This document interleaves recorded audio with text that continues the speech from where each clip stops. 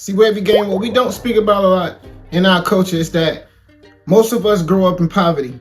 And we go from broke to having a little bit of money, you know, a little bit of fame. Sometimes it triggers us and make us go left. Sometimes we actually go all the way to the top just to hit rock bottom. Because some of us just can't handle all of that money or that success at one given time. It makes some of us go crazy. Like, it's a real thing. And Mike Epps, he was on Shannon Sharpe. Shout out to him and Shannon Sharpe on Club Shay Shay, and he expressed his feelings about that type of situation. Because if y'all didn't know, whether y'all was on a rock or whatever, next Friday gave him his spark, so people knowing who he was. That's when he started getting his rise to fame to the person that we know him as today, Mike Epps. And he expressed his emotions and his trials and tribulations of what he went through when he first got his first lick of the success and the fame with Next Friday. How he got strung out on drugs and had him moving around like you on crack? In real life. Turning to Friday, seeing how successful that it was. Because in the beginning they said, well, he wanted this much money. And well, then you heard other people say, well, it was about his religion and he didn't want to smoke weed. He didn't want to do all that cursing. He didn't want to do all that drinking. But then I guess, you know, when what was that movie that he got with Jackie Chan? I mean, they came along and it's like, well, he was the perfect example of he might have been the that first started off saying the Cube didn't pay. Right. Because I remember he had a joke that said, man, that paid me in t-shirts and CDs. That was his joke that the nigga used to do on there. Right. And then, but what he did with that role was crazy. He went and did Rush Hours. Rush Hour, Money Talk. So he went and got paid off of the role. Do I think he regret being in it? To some degree. Why would he regret it? It put him on the map. I mean, look what he did afterwards. Yes. I don't think he get. Do you think he gets Rush Hour if he's not in Friday? No. I agree. I think Rush Hour got him. I think next Friday. I think Friday got him everything he was gonna get. Would he have been a star outside of Friday? I think so. Yes. Yeah, because he was good. Yes. He was good at what he did. But definitely the Friday role put him where he was. It was crazy. I mean? And I'm glad that they didn't do it. Don't do another. I was waiting on him to say he wasn't gonna do Rush Hour. I was gonna ask him, hey man, they got a light-skinned nigga that'll do all these roles this dark nigga won't do. Did you feel pressure? Because even though that was a different character, you were a comedian, replacing a comedian in the franchise of Friday. Did you feel pressure? No. I didn't feel no pressure because of where I came from, how hard I worked. You gotta think about it, Shannon. I lived in New York for 10 years, man, doing $50 rooms, $25 rooms. Damn. You know, yeah, not making no money, man. You know what I'm saying? So that true, like something, not making no money. We had Roy Woods Jr. on. He's like, hey, sometime, man, all they pay you in buffalo wings and drinks. Yeah, well, I don't know where that nigga was performing. I always got a couple dollars for performing. $20? At least some gas money. Roy, where the was you performing at when nigga gave you some chicken wings, nigga? You parlay Friday After Next to All About the Benjamins. Yeah, All About the Benjamins. That was a script. Me and a partner named TC, my partner TC, we found the script, took it to a guy named Ron Lane. Ron Lane wrote it, took it to Ice Cube. Ice Cube rewrote it, and we shot the movie. So at least the second movie, I brought it to Ice Cube. Right. You know what I mean? He put me in one, then I brought him one. Yeah. And that movie was incredible too. It was. But you said that was. Hold on. Now, wait a minute. Skill. Wait a minute. Now, I gotta go hop you jive turkeys up to hype the video. Skill. What's wrong with him now, Skill? Go on, watch the video for your Uncle Shay Shay and HeartBreak, so we can do something, pass through something. I was tired of self-practice and robbers. He pulled out a pistol and was like, you on crack? Wavy Gang, I just want to put a flag on the play, man, real quick, just to salute Mike Epps for saying that, man. Cause the pioneer for that movie that gave a lot of people their start up was Ice Cube. Not only was it Ice Cube, but Smokey. Smokey was the iconic person that No, you really don't made look at a Friday booty before? the franchise that it is today. Caller, all right. And I truly believe he got big-headed. Pause, super pause if you need it. Chris Tucker, that is, which deservedly so.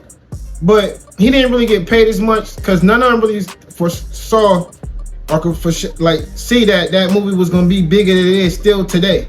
Like the #1 original Friday still talked about today. It's one of the OG classics when it comes to comedy, real life situations, all that top 10. It's like that. It's one of my favorite movies of all times. And I'm pretty sure that's on a lot of other people's lists. It was literally like one of Q's first movie he didn't miss.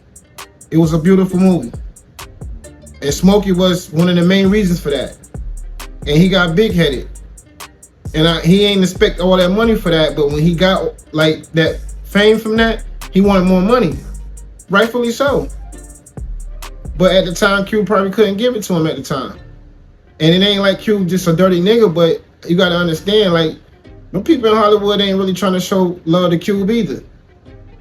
They want to completely own all of his shit. Cause the nigga don't miss with no movie he ever wrote. He is the writer of Anaconda as well. Y'all do know that shit too. Like, pause again, super pause if you need it, for you weirdos out there. But like, he don't like that. But I think that's what happened with Chris Tucker. But no, I ain't mad at Chris Tucker because he one of my, just from that movie alone, that nigga is one of my comedy goats, at least when it comes to movies anyway. But Mike Epps ain't no slouch either, man. So we're gonna get back to it, especially when I see the eye. Spin the block. You had a lot going on during All About the Benjamin. You had a lot going on in your personal life, in your private life. Yeah. How were you able to, because as a professional athlete, we have to compartmentalize. Yeah. I got to play the game. Whatever I got going on at home, whatever I got going on, the game is the most, so I'm gonna focus here. Yeah. Now, once I'm done with the game, I can decompress and I can deal with whatever I got going on outside of the game. Yeah. How are you able to compartmentalize? Yeah. Focus on, I got to do this read, I got to get through this movie, but I got chaos in my life. Yeah, well, you know, first of all, the next Friday movie, it did something to me. It f***ed me up. I couldn't believe I was famous. I couldn't believe I made it. It really did a mind trick on me. And not only that, I was so upset that I left so many, it felt like I left my whole family and all my friends. Cause I'll never forget, one day I went back home and I was looking for everybody to be like, ah. Yeah. And wasn't nobody like that. You minded them though. That shit f***ed me up. That shit f***ed me up. And I'm the type of person that, you know, since I didn't get the love, you know, I started getting high. I started doing coke, started snorting cocaine. That was your first time? No, I was doing that shit when I was 14, but I had revisited it. Damn. Yeah, first time I did it, I was 14, but I revisited it as an adult. And I started getting high because I really had survivor's remorse. I swear to God, I was so hurt that I left so many people back in my hometown, my friends, because I was really out here by myself, you know. But what were they gonna do? It was they could act, they couldn't sing, they couldn't dance. So why you make it seem like they actually could do something and you didn't help them. They couldn't do what you did, Mike. They couldn't do what I did. And then I had pressuring me on to bringing money back home to buy a kilo of cocaine, all kinds of shit. Damn, Escobar. Yeah, because you got to think about it. I came from the street. Yes. I came straight out of jail and started doing comedy. I was in the street and I wasn't successful at it, you know. And that shit followed me, man. You know. I mean, for a long time, I would come back home, man. It was niggas still talking about I owe them money, and I'm like, shit, I can't pay no old ass 20-year-old debt with you with no money. Man, I tried to buy my friends. I tried to buy my family. I couldn't buy none of them. The ones that were naturally jealous of me, they was just. It wasn't nothing I could do to them. One time, I swear to God, I gave my friends, one of my buddies, some money, and that took that shit and threw it out the window. Huh? Well, hold on. Yeah. Why? Why? It wasn't enough? Well, you know, I think it was just. I think people's perception of what they thought I had I didn't have it. You know, I didn't have what motherfuckers thought. They thought you was Eddie Murphy all of a sudden. Hell yeah. I'm like, nigga, shit, I'm one joke away from being right back here with you. Standing on the block. But why is it that when I can just speak to our community? Yeah. I'm black, you black, so we can speak on a level that we understand. Yeah. Why is it that when we leave, everybody feel like we owe them something? Because we all came from a crab in the barrel syndrome. We all came from crab in the barrel. And if you watch crabs in the barrel, that's what they do. They if one of them get out, another one will grab his crab and pull him back. That's why they call it crab in the barrel. And you know, I think that shit is a derivative from slavery. You know, we all, you know, that shit started, and I tell brothers this all the time, man. We still on the plantation. You know, we just got clothes, we got more money and stuff like that. But if you think about back in slavery, that shit was real. If you seen a brother standing up there with an outfit on in Master's house, you know, you was had light skin, you worked inside. You had dark skin, you was outside. Yeah, how can I get in? Yeah. How can I get down? How can I be a part of this? You know, so that shit is real prevalent. It's still right now. And that's what these dudes don't realize. It's like, you know, if one brother makes it in this business, he don't understand that he's the guy that they use to make all the other brothers rise to the top. He's the guy. He's the center guy. You know, he's the template of what we are. They all compare us like that. I was just sitting on the plane with and it blew my mind, but the shit is real. I was sitting on the plane with an older white lady, and people were speaking to her. She said, "Who are you?" I said, "Chris Brown." And she believed that shit. She said, "Oh, I can't believe I'm sitting there with you."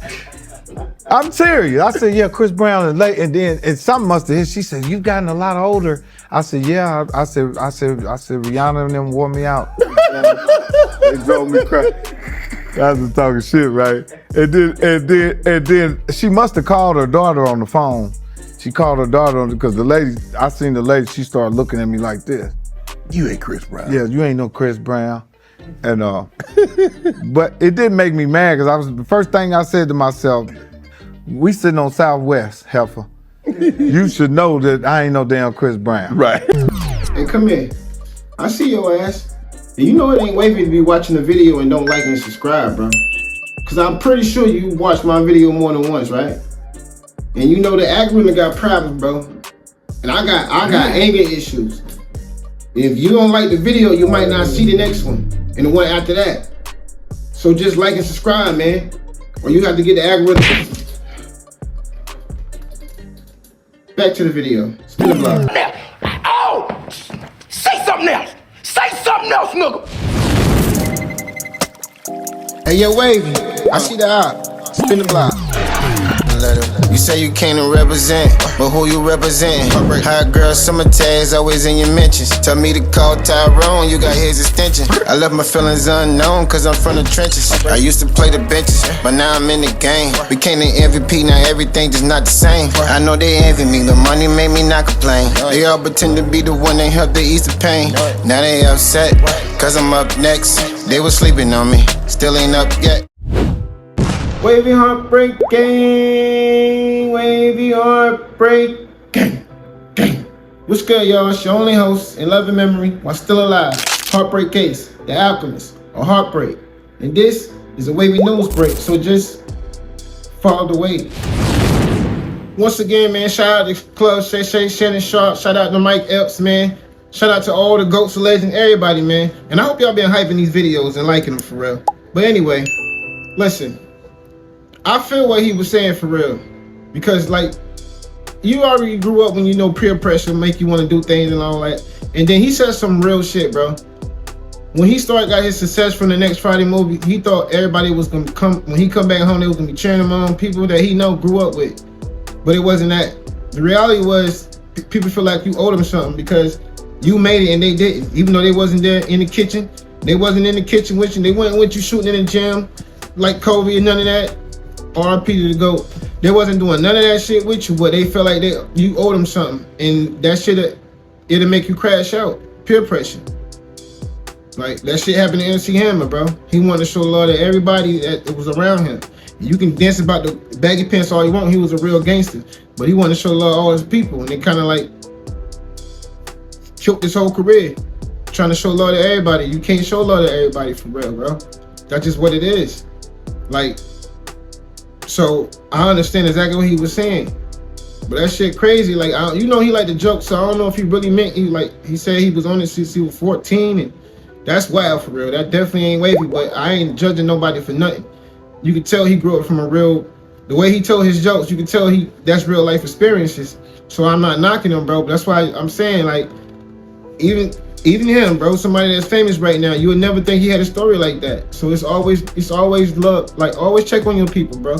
Always show love, bro, to everybody, because you never know what they're going through. No matter what they got. They can be one of the richest people in the world and be the most depressed person in the world. That's a real thing out here, for real. Especially when you like finally made it and then you come home thinking people gonna be happy for you, but instead of being happy for you, they jealous or they mad at you because they like, that should have been me, not you. And since it's you, nigga, I know you. So just because I know you, you supposed to give me half of what you got. But that ain't how this works. That ain't how this works, bro. So shout out to him, man. I'm glad he so I look like he dealt with that and overcame it. I hope like he had some type of innovation and he just doing better with his life. Obviously it looked like anyway, he looked healthy, man. So shout out to him, man. So that's just my opinion on it, bro. You know, but I don't know everything. But that's why this world show me every day. And it need to show y'all. Well, I always say, love each other. Till next time, it's yours truly, HeartBreak. Keep it wavy. She turning up for the summer. She probably block my number. Think she a bad girl, West. Really tryna be like Stunner. Nice. Said the city girls, they on the come up. But they'll still be the bitches you run up. And they say they treat them just like the weed. If a bitch play games, get done up. She turning up for the summer. She probably block my number. Think she a bad girl, West. Really tryna be like Stunner. Nice. Said the city girls, they on the come up. But they'll still